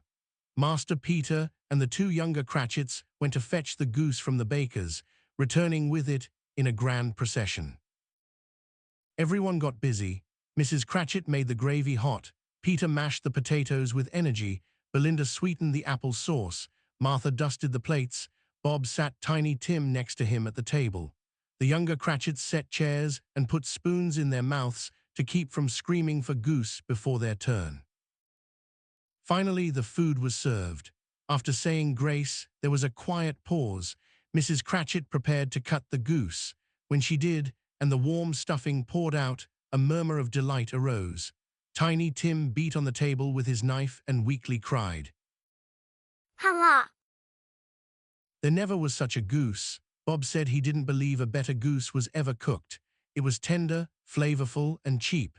Combined with apple sauce and mashed potatoes, it was plenty of food for the whole family. Mrs. Cratchit pointed out happily that they hadn't even eaten it all. After the plates were cleared, Mrs. Cratchit left the room alone to fetch the pudding. What if the pudding was not done? What if it broke when she turned it out of the bowl? What if someone had climbed over the wall and stolen it? The children imagined all sorts of horrors. Suddenly, a lot of steam filled the room. The pudding was out of the pot. It smelled like laundry day from the cloth it was wrapped in and like a bakery next door. Mrs. Cratchit entered, red-faced but smiling proudly, holding the pudding. It looked like a hard, speckled cannonball, blazing in lighted brandy, with a piece of Christmas holly stuck in the top. Oh, what a wonderful pudding! Bob Cratchit said it was the greatest success his wife had achieved since their marriage. Mrs. Cratchit confessed she had been worried about the flour. No one said or thought it was a small pudding for such a large family. It would have been a crime to suggest such a thing. When dinner was finished, the table was cleared, the hearth was swept, and the fire was built up. Apples and oranges were placed on the table, and chestnuts were put on the fire to roast. The Cratchit family gathered around the hearth. Bob poured the hot drink from the jug into 2 glasses and a custard cup without a handle. He served the drinks with a beaming smile while the chestnuts popped on the fire. Bob proposed a toast. A Merry Christmas to us all, my dears. God bless us. God bless us. Echoed the family. God bless us, everyone. Said Tiny Tim, the last of all. Tiny Tim sat very close to his father on his little stool. Bob held his thin, withered hand, wishing to keep the child by his side, fearing he might be taken away. Spirit, Said Scrooge, feeling a sympathy he had never felt before. tell me if Tiny Tim will live. I see an empty seat in the chimney corner, Replied the ghost. and a crutch without an owner, carefully kept. If these shadows remain unchanged in the future, the child will die. No, no. Said Scrooge. Oh no, kind spirit. Say he will be spared. If these shadows remain unchanged in the future, Said the ghost. no other of my race will find him here. What of it? If he is going to die, he had better do it, and decrease the surplus population. Scrooge hung his head in deep shame to hear his own harsh words quoted by the spirit. He was filled with regret and sadness. Human, Said the ghost. if you have a heart, stop speaking that wicked phrase until you know what the surplus population really is. Who are you to decide who lives and who dies? Perhaps in the eyes of heaven, you are more worthless than millions like this poor man's child. Scrooge bent before the ghost's scolding, looking at the ground in silence, but he looked up quickly when he heard his own name. Mr. Scrooge. Said Bob. I toast to Mr. Scrooge, the founder of the feast. The founder of the feast indeed. Cried Mrs. Cratchit, her face turning red with anger. I wish I had him here. I would give him a piece of my mind to feast upon, and I hope he has a good appetite for it. My dear. Said Bob gently. The children. It's Christmas Day. It must be Christmas Day. She said. To drink the health of such an odious, stingy, hard, unfeeling man as Mr. Scrooge. You know he is, Robert. Nobody knows it better than you do, poor man. My dear. Was Bob's mild answer. It's Christmas Day. I will drink his health for your sake and the holidays. Said Mrs. Cratchit. Not for his. Long life to him. A Merry Christmas and a Happy New Year. I'm sure he will be very merry and happy. The children drank the toast after her. It was the only part of the dinner that had no joy. Tiny Tim drank it last, but he didn't care about it at all. Scrooge was the monster of the family. The mention of his name cast a dark shadow on the party, which did not lift for 5 minutes. After the shadow passed, they were 10 times happier than before, relieved to be done talking about Scrooge. Bob told them about a potential job for Master Peter, which would bring in 5 shillings and 6pence a week. The children laughed at the idea of Peter being a businessman. Martha told them about her hard work at the hat shop and how she planned to sleep in late the next morning. She also mentioned seeing a lord and a countess. All the while, the chestnuts and the hot drinks were passed around. Tiny Tim sang a song about a child lost in the snow, singing in his sweet, sad voice. They were not a wealthy family, they were not well dressed, their shoes were not waterproof, and their clothes were cheap. Peter probably knew the inside of a pawn shop, but they were happy, grateful, and pleased with one another. As they faded from view, looking even happier in the sparklings of the spirit's torch, Scrooge kept his eyes on them, especially on Tiny Tim, until they vanished. By this time, it was getting dark and snowing heavily. Scrooge and the spirit walked through the streets, watching the bright fires in people's homes. Families were gathering. Children ran out into the snow to meet their relatives. Guests assembled in warm rooms, and groups of happy girls tripped off to parties. How the ghost rejoiced! He opened his arms and bared his chest, floating on and spreading happiness over everything. Even the lamplighter laughed as the spirit passed, not knowing he had just been brushed by the spirit of Christmas. Suddenly, without warning, they stood on a bleak and empty moor.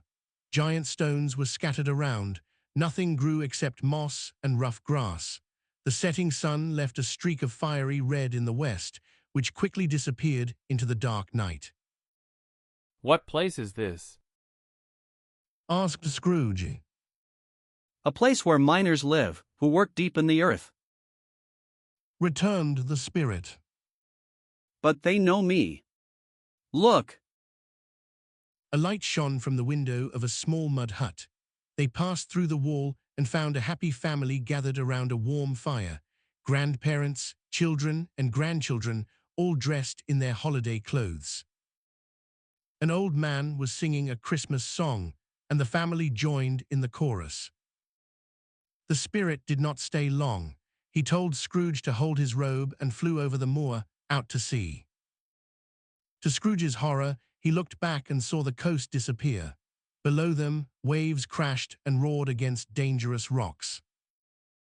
On a lonely reef of rocks, miles from shore, stood a solitary lighthouse. Great heaps of seaweed clung to its base. Yet even here, the 2 men guarding the light had built a warm fire.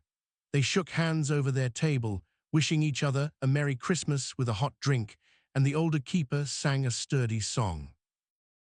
The ghost flew on over the black, roaring sea. They landed on a ship. Standing next to the helmsman and the lookout, they saw every sailor humming a Christmas tune, thinking of home, and speaking kindly to his companions. Every man on board shared in the holiday spirit, remembering those they loved far away. While listening to the howling wind over the dark water, Scrooge was suddenly surprised to hear a loud, hearty laugh. He was even more surprised to recognize it as his nephew's. Suddenly, he found himself in a bright, warm room. The spirit stood smiling next to him, looking at Scrooge's nephew with approval. Ha, ha. Laughed Scrooge's nephew. Ha, ha, ha. Scrooge's nephew had the most contagious laugh. When he laughed, holding his sides and rolling his head, his wife laughed just as hard, and their friends roared with laughter too. He said Christmas was a humbug, as I live. Cried Scrooge's nephew. And he believed it too. Shame on him, Fred. Said Scrooge's niece angrily. She was very pretty, with a dimpled face, a sweet mouth, and the sunniest eyes you ever saw. He's a comical old fellow. Said Scrooge's nephew. And not very pleasant. However, his actions punish him, and I have nothing against him. He is very rich, Fred. Noted Scrooge's niece. At least, you always tell me so. What of it, my dear? Said Scrooge's nephew. His money is of no use to him. He doesn't do any good with it. He doesn't make himself comfortable. And he doesn't have the joy of knowing that he is ever going to leave it to us. I have no patience with him. Said Scrooge's niece. The other ladies agreed. Oh, I do. Said Scrooge's nephew. I feel sorry for him. I couldn't be angry with him if I tried. Who suffers from his bad temper? Only himself. He decides he doesn't like us and won't come to dinner. What's the result? He loses a very good dinner. Indeed he does. Said Scrooge's niece. The guests, having just finished a delicious dinner, agreed. After tea they had music. Scrooge's niece played a simple tune on the harp. When Scrooge heard the music, it reminded him of his childhood, and his heart softened. He thought that if he had listened to such music years ago, he might have lived a happier, kinder life. Later they played games. First, they played Blind Man's Buff. Topper was the blind man, and he chased the plump sister in the lace collar everywhere, knocking over chairs and bumping into the piano, always knowing exactly where she was. When he finally caught her in a corner, they whispered together behind the curtains. Scrooge's niece sat in a cozy chair, and the ghost and Scrooge stood close behind her. Everyone played games, and Scrooge joined in too. Forgetting that they could not hear him, he shouted out his guesses, and he was often right. The ghost was delighted to see Scrooge in such a happy mood. Scrooge begged the spirit to let him stay until the guests left, but the spirit said they must go. Here is a new game. Said Scrooge. Just half an hour, spirit, only one. It was a game called Yes and No. Fred had to think of something, and the others had to guess what it was by asking questions. Fred could only answer yes or no. They learned he was thinking of a live animal, a disagreeable and savage animal that growled and talked, lived in London, walked the streets, was not shown for money, and was not a horse, cow, dog, or pig. Fred laughed loudly at every question. Finally, the plump sister cried out. I know what it is, Fred. I know what it is. What is it? Cried Fred. It's your Uncle Scrooge. It certainly was. Everyone laughed, and Fred proposed a toast to Uncle Scrooge with a glass of mulled wine. A Merry Christmas and a Happy New Year to the old man, whatever he is. Said Scrooge's nephew. Uncle Scrooge.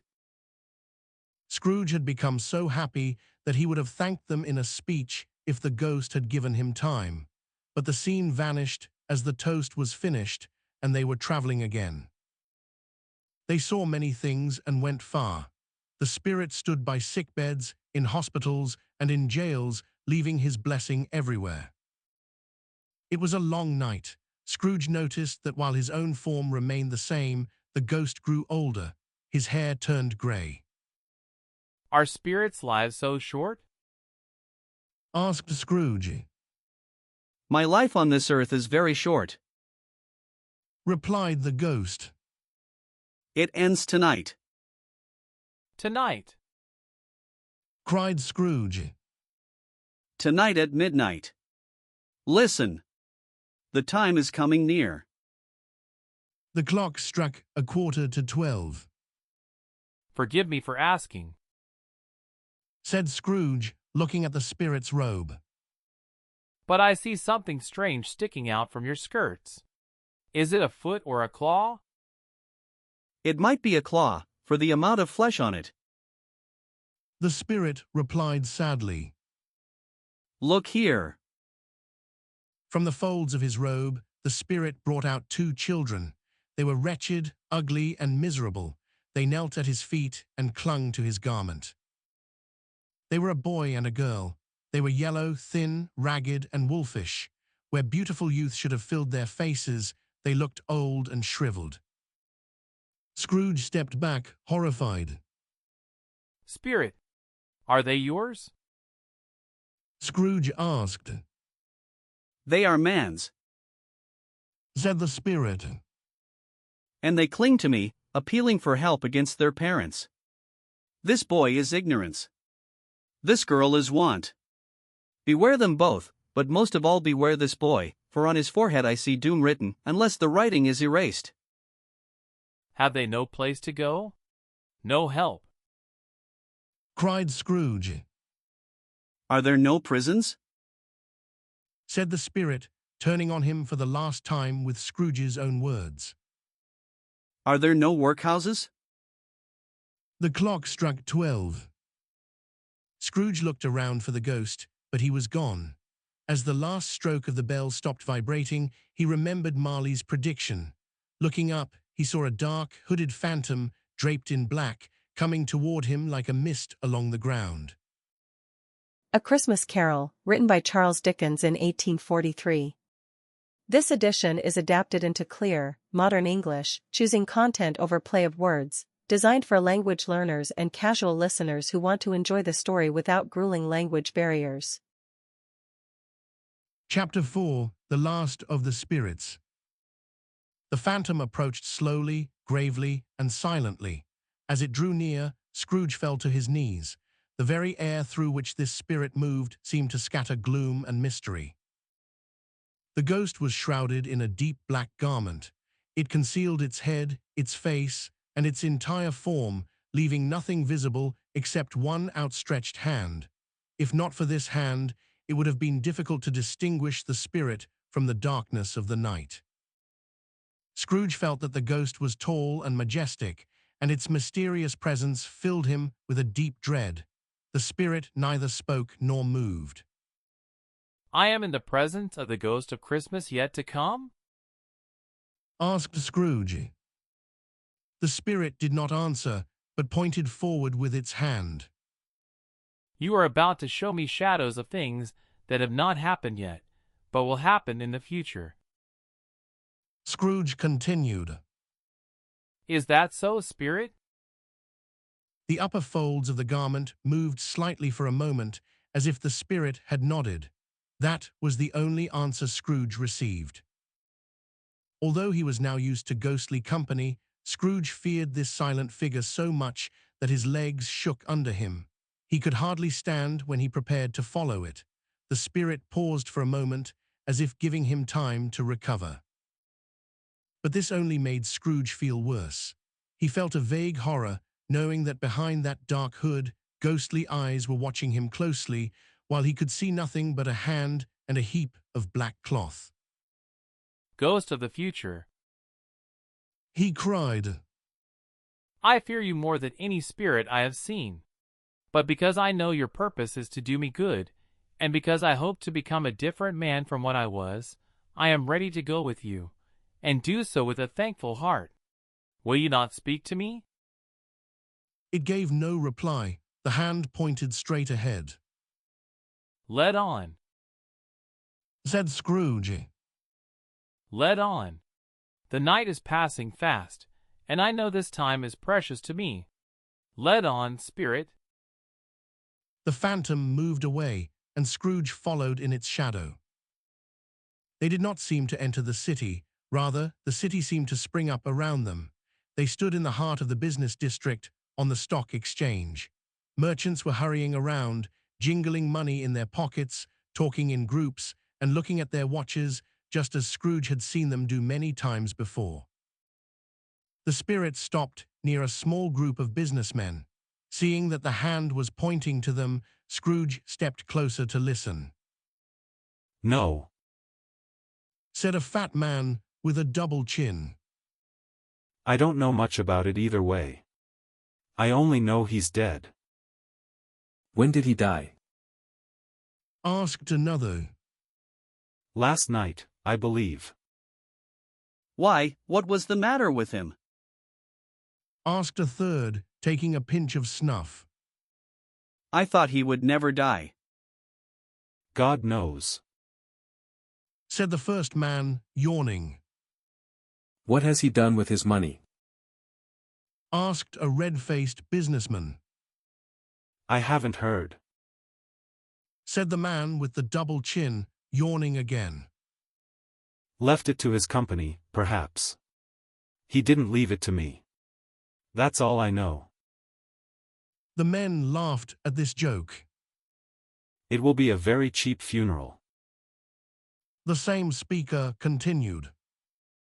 Because I don't know anyone who will go to it. What if we all go together? I don't mind going if a lunch is provided. Noted the red-faced gentleman. If I go, I must be fed. Another laugh followed. Well, I am the most indifferent after all. Said the first speaker. Since I never wear black gloves and I never eat lunch. But I'll go if anyone else does. Come to think of it, I might have been his best friend, because we always stopped to talk whenever we met. Goodbye. The men walked away and joined other groups. Scrooge knew them and looked at the spirit for an explanation, but the ghost glided onward. They entered a street where the finger pointed to two men meeting. Scrooge listened again. He knew these men well. They were wealthy and important business owners, and Scrooge had always wanted to be respected by them, strictly in a business sense. How are you? Said one.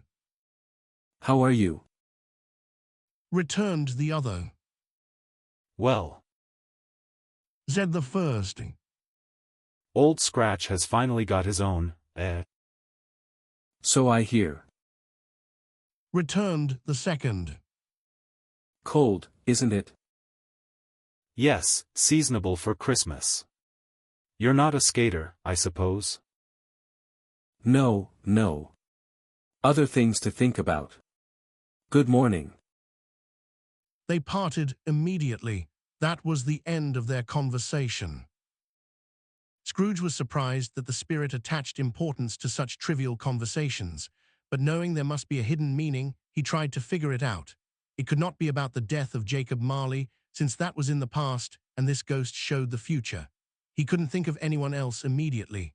However, he resolved to remember every word and scene, especially to watch his own future self, hoping it would give him the clue. He looked for himself in his usual corner on the exchange, but another man was standing there. Although the clock showed his usual time, his future self was not in the crowd. This did not surprise him much, since he was planning to change his life and hoped his absence meant he had succeeded. Beside him stood the silent, dark phantom, its hand pointing. Scrooge felt that the unseen eyes were looking at him closely, which made him shudder. They left the busy streets and went into a poor, dirty part of town. The streets were narrow and muddy, the shops were wretched, and the people looked miserable, half-naked, and drunk. The whole area smelled of crime and poverty. Deep in this slum stood a low shop that bought scrap metal, old rags, bones, and grease. On the floor were piles of rusty keys, chains, nails, scales, and old iron. Sitting near a brick stove was a gray-haired man of 70, known as Old Joe, who was smoking a pipe. Scrooge and the Phantom entered the shop just as a woman carrying a heavy bundle sneaked in. Right after her, another woman with a bundle entered, followed by a man in faded black clothes. When they recognized each other, they all burst out laughing. "The charwoman is first," cried the first woman. "the laundress is second, and the undertaker's assistant is third. Look here, Old Joe, what a coincidence that we all met here." "You couldn't have met in a better place," said Old Joe, taking the pipe from his mouth. "Come into the back room. Let me shut the shop door first. How it squeaks! There isn't a rustier piece of metal than these hinges. Come in, come in." The back room was just a space behind a curtain of rags. Joe sat down, and the first woman threw her bundle on the floor, looking defiantly at the others. What does it matter, Mrs. Dilber? She said. Everyone has a right to take care of themselves. He always did. That's true. Said the laundress. Nobody did it more than him. So don't stand there staring as if you're afraid. Who's going to know? We aren't going to tell on each other. No, indeed. Said Mrs. Dilber and the man. Good. Said the woman. Who is hurt by the loss of a few things like these? Not a dead man, I suppose. No, indeed. Laughed Mrs. Dilber. If that miserly old man wanted to keep his things after he died. The woman continued. Why wasn't he kind during his life? If he had been, he would have had someone to look after him when he died, instead of lying there gasping his last breath all alone. That is the absolute truth. Said Mrs. Dilber. It's a judgment on him. I wish it were a heavier judgment. Said the woman. And it would have been if I could have found anything else. Open the bundle, Joe, and tell me what it's worth. Speak plainly. But the man in faded black wanted to go first. He produced his stolen goods, a couple of seals, a pencil case, sleeve buttons, and a cheap brooch. Joe examined them, chalked the prices on the wall, and added them up. That's your total. Said Joe. And I wouldn't give you another penny. Who's next? Mrs. Dilber was next. She produced sheets, towels, some clothes, 2 old silver spoons, sugar tongs, and a few boots. Her prices were chalked on the wall too. I always pay too much to ladies. Said Joe. If you ask for more, I'll take off half a crown. Now open my bundle, Joe. Said the first woman. Joe knelt down, untied many knots, and dragged out a large, heavy roll of dark fabric. What is this? Asked Joe. Bed curtains? Yes. Laughed the woman. Bed curtains. You don't mean you took them down, rings and all, while he was lying there dead? Asked Joe. Yes, I did. Replied the woman. Why not? You were born to make a fortune. Said Joe. I won't hesitate to take what I can get for the sake of a man like him. She returned. Don't drip oil on the blankets. His blankets? Asked Joe. Whose else do you think? Replied the woman. He won't catch cold without them, I'm sure. I hope he didn't die of a contagious disease? Asked Joe, pausing. Don't worry about that. Said the woman. I wouldn't have stayed near him if he did. And look at this shirt. It's the best one he had. They were going to bury him in it, but I took it off. A cheap calico shirt is good enough for a corpse. He can't look any uglier than he already does. Scrooge listened in horror.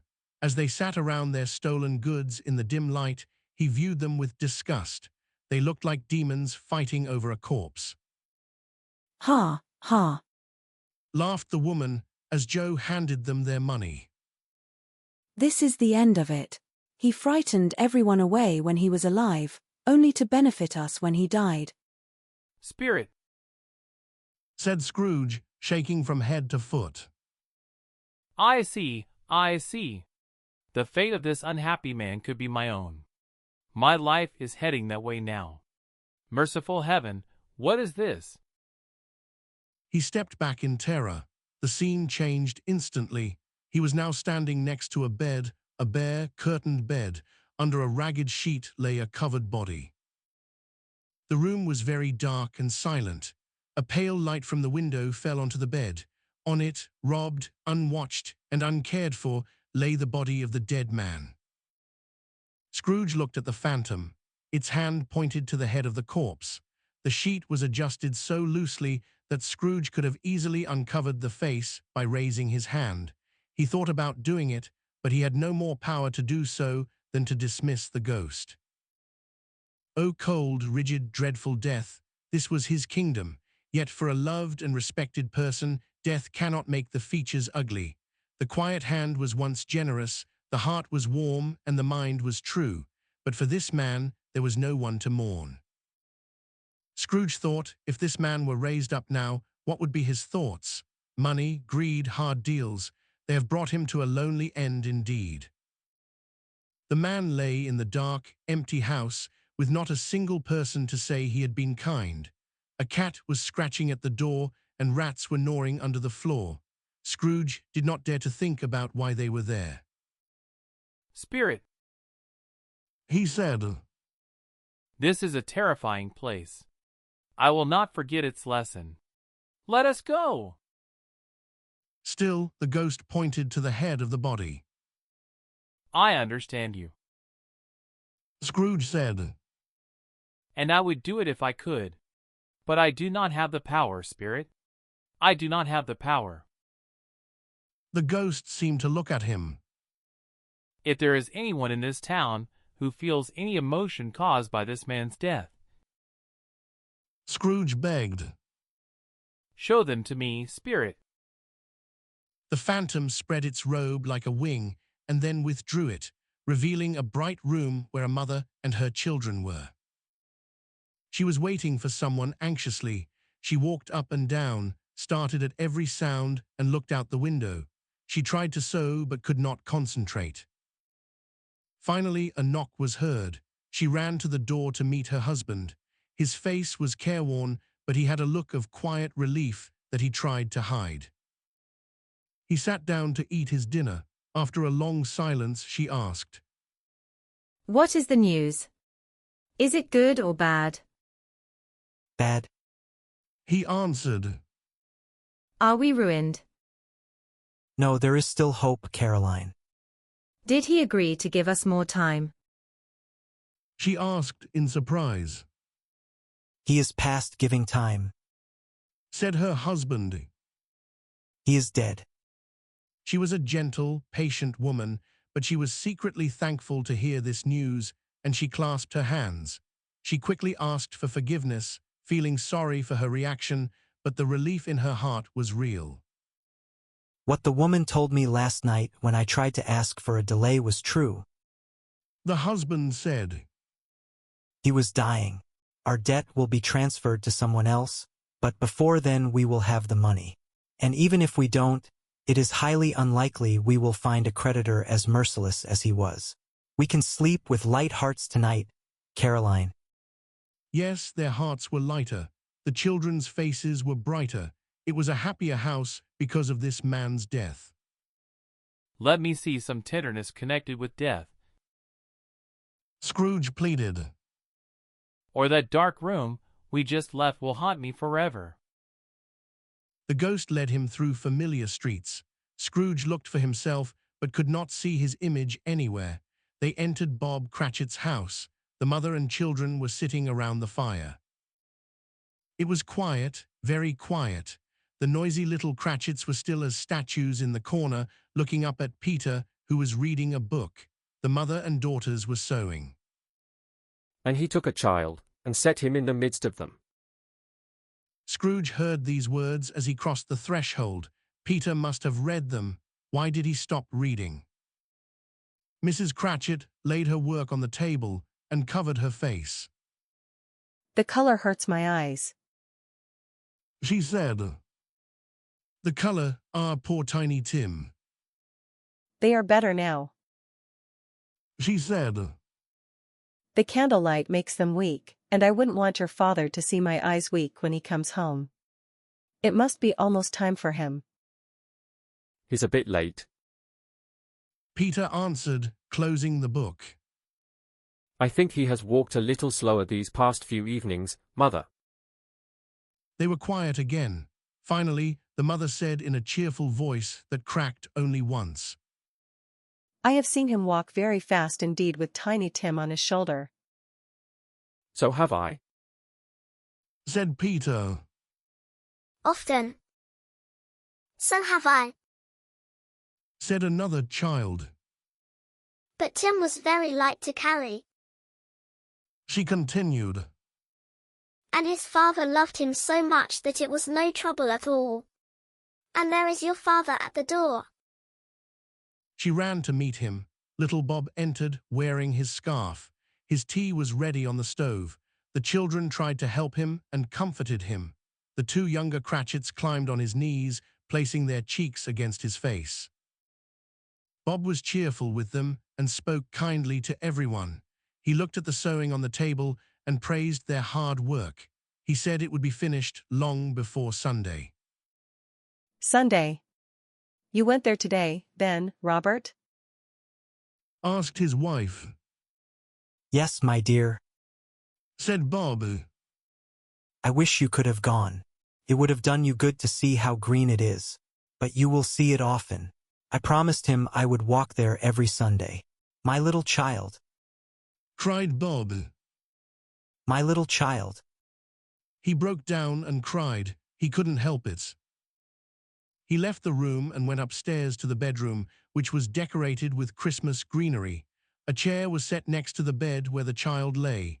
Bob sat down, composed himself, and kissed Tim's little face. He felt at peace and went back downstairs. They gathered around the fire and talked. Bob told them about the extraordinary kindness of Scrooge's nephew, whom he had met in the street. The nephew, seeing Bob looking sad, asked what was wrong. He is the kindest spoken gentleman, said Bob. I told him, and he said, I am heartily sorry for it, Mr. Cratchit, and heartily sorry for your good wife.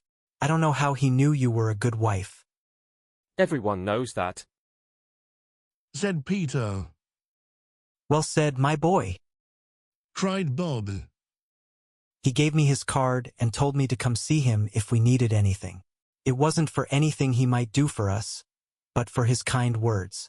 It felt as if he really knew our Tiny Tim and felt our grief. He is a good soul, said Mrs. Cratchit. You would be sure of it if you spoke to him, said Bob. I wouldn't be surprised if he helped Peter find a better job. Listen to that, Peter, said Mrs. Cratchit. And then Peter will find a wife and start his own home, said one of the girls. get along, Laughed Peter. Could happen one day, said Bob. but however we part from one another, I am sure we will never forget poor Tiny Tim, or this first parting among us. Never, Father. They all cried. And I know, said Bob. that when we remember how patient and mild he was, we will not argue among ourselves and forget him. no, never, Father, I am very happy. Said little Bob. I am very happy. They all kissed him, and Peter shook his hand. The spirit of Tiny Tim was truly a blessing. Spectre. Said Scrooge. I feel our parting is near. Tell me, who was that dead man we saw? The ghost of Christmas yet to come led him back to the business district, but did not show him his own self. Scrooge begged him to stop. This corner Said Scrooge. is where my office has been for a long time. I see the building. Let me see what I will be in the future. The spirit stopped, but pointed in a different direction. My office is over there. Scrooge exclaimed. Why do you point away? The hand did not move. Scrooge ran to his office window and looked in. It was still an office, but the furniture was different, and the man sitting in the chair was not him. He returned to the spirit. They walked until they reached an iron gate. Scrooge looked around before entering. It was a churchyard, overgrown with weeds and grass. a neglected place choked with grave. The spirit stood among the grave and pointed down to one. Scrooge walked toward it, trembling. Before I go closer to that gravestone, Said Scrooge, answer me one question. Are these the shadows of things that will be, or are they shadows of things that may be only? Still the ghost pointed down to the grave. A man's actions lead to a certain end if he continues in them. Said Scrooge, But if he changes his path, the end will change. Tell me it is so with what you show me. The spirit did not move. Scrooge crept toward the grave, trembling. Following the pointed finger, he read the name on the stone, Ebenezer Scrooge. Am I the man who lay on the bed? He cried, falling to his knees. The finger pointed from the grave to him and back again. No, spirit. Oh, no, no. The finger was still there. Spirit, He cried, grabbing its robe. hear me. I am not the man I was. I will not be the man I would have been without this lesson. Why show me this if I am past all hope? For the first time, the hand seemed to shake. Good spirit, He begged, falling to the ground. your nature pities me. Assure me that I can change these shadows by changing my life. The hand trembled. I will honor Christmas in my heart and try to keep it all the year. I will live in the past, the present, and the future. The spirits of all three will guide me. I will not forget their lessons. Oh, tell me I may erase the name on this stone. In his panic, he caught the spectral hand. It tried to free itself, but Scrooge held on tight. The spirit pushed him away.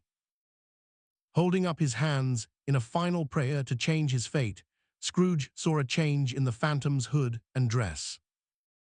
It shrank, collapsed, and turned into a bedpost. A Christmas Carol, written by Charles Dickens in 1843.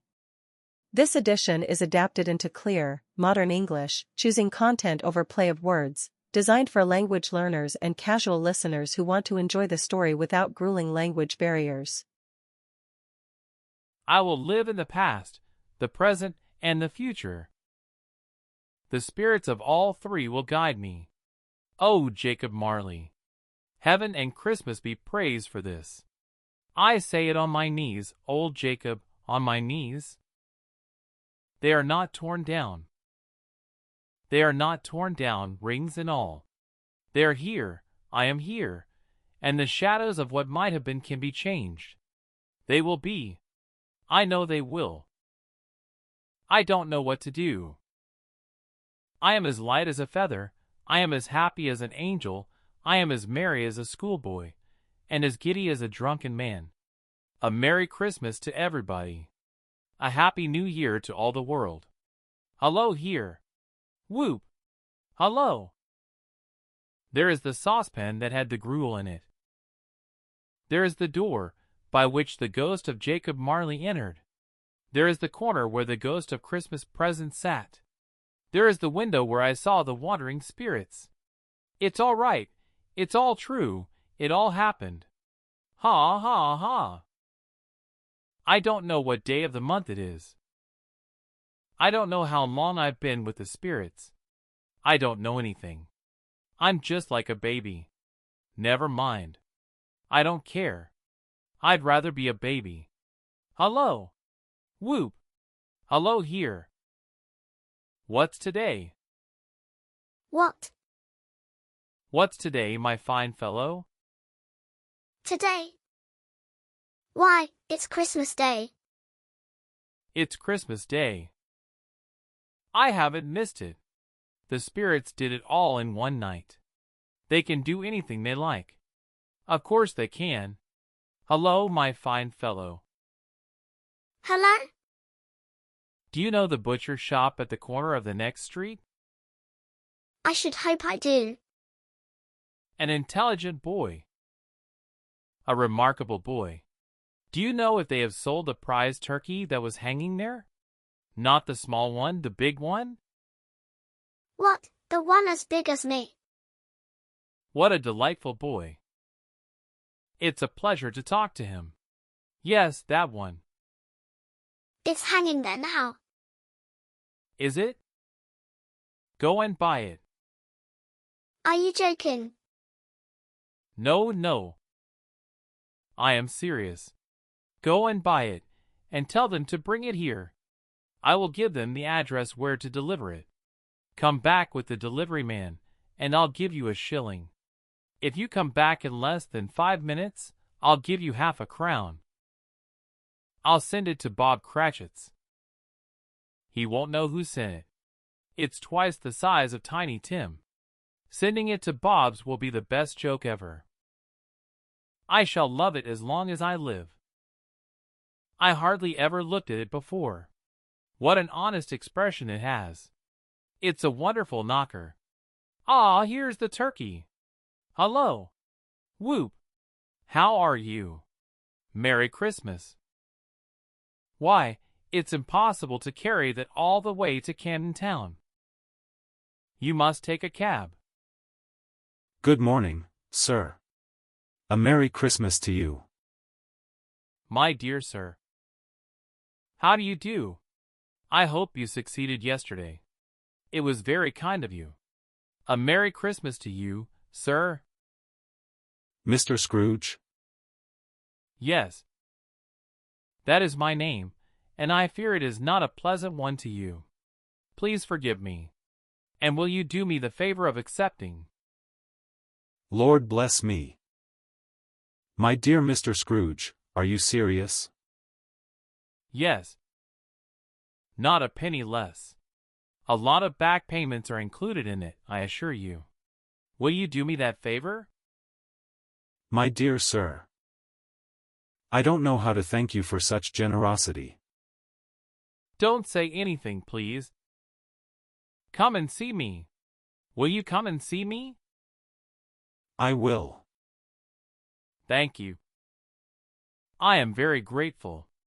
Thank you 50 times. Bless you. Is your master at home, my dear? Yes, sir. Where is he, my love?